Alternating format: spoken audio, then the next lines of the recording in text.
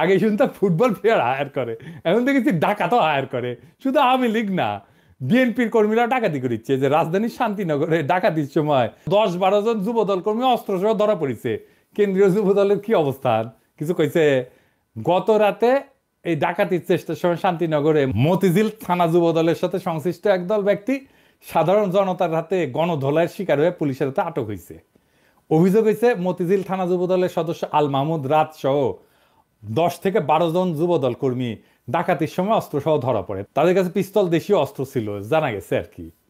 কে কে গ্রেপ্তার হয়েছে আর নামটা আমার কই কি। এক নম্বর হইতেছে মাহিদুর রহমান মোহন, ওই ঢাকা কলেজ ছাত্র দলের সদস্য। নয়ন বলতেছে যে আমার সাথে ছবি তুলিছে অনেকে, সেই ছবি দিছে, এরা দলের ওই রকম লোক না, ছোটখাটো। আগস্টের পর এই রবিউল ইসলাম নয়নি নিজে ইসলামী ব্যাংক দখল করতে গেছিল অস্ত্র সহ। একাধিক গণমাধ্যমে সংবাদ প্রকাশিত হইলেও দল কিছু কিন্তু করে নাই। 2 নম্বর মাসুদ, রমনা থানা 19 নম্বর ওয়ার্ডের যুব দলের সদস্য এবং পেশার ড্রাইভার। 3 নম্বর নূর আলম, যুগ্ম আহ্বায়ক 19 নম্বর ওয়ার্ড যুব দল। 4 নম্বর আল মাহমুদ রাজ, যুবদল সভাপতি আব্দুল মোনায়েম মুন্না এবং রবিউল ইসলাম নয়নের ঘনিষ্ঠ সহযোগী। ঢাকায় আইন শৃঙ্খলা পরিস্থিতির অবনতি নিয়ে তাইলে আমরা কারে দোষ দেব? শুধু কি একটা ঘটনা?